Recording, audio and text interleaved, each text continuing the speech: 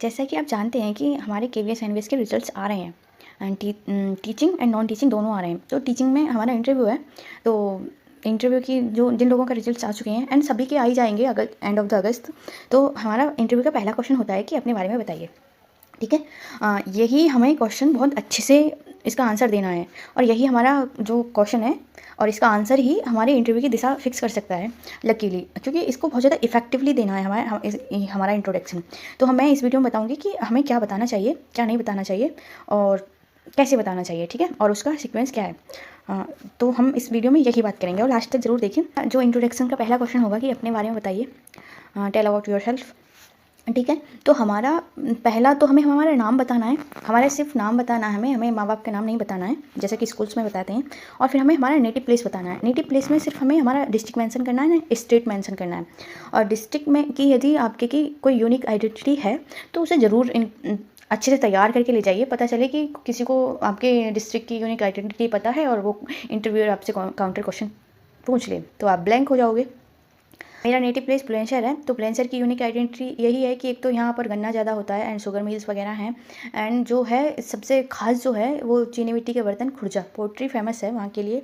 और थर्ड पे आप अपनी लेटेस्ट क्वालिफिकेशन बताइए। लेटेस्ट क्वालिफिकेशन में आप यदि आपको के पास सीटेट एंड नेट वगैरह हैं तो ये मेंशन कर दीजिए। आप स्कूलिंग से स्टार्ट मत कीजिए, लेटेस्ट बताइए जो आपने अभी किया है। कंप्यूटर स्किल्स हैं तो ये आपको बहुत ज़्यादा प्लस पॉइंट होगा, क्योंकि केवीएस में नीड होती है या फिर उनकी डिमांड होती है कि कंप्यूटर स्किल्स आनी चाहिए।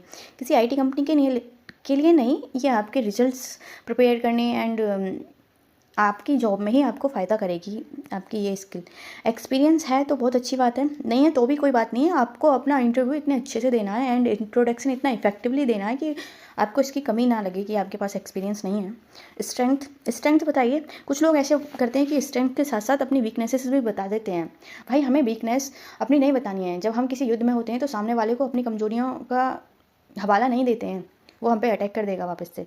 ठीक है, हमें सिर्फ अपनी स्ट्रेंथ बतानी है। सर तो ये होता है कि इन 2-3 पॉइंट से ही हमारे वो काउंटर क्वेश्चन्स करने लगते हैं, इंटरव्यू किसी और ही दिशा में चला जाता है, लास्ट पॉइंट तक तो नहीं आ पाते हैं। यदि आपको मिल पा रहा है टाइम कि यदि आपको इतना मौका मिल रहा है कि आपको ये सारे पॉइंट्स बताने हैं तो इस वाले सीक्वेंस में बताइए।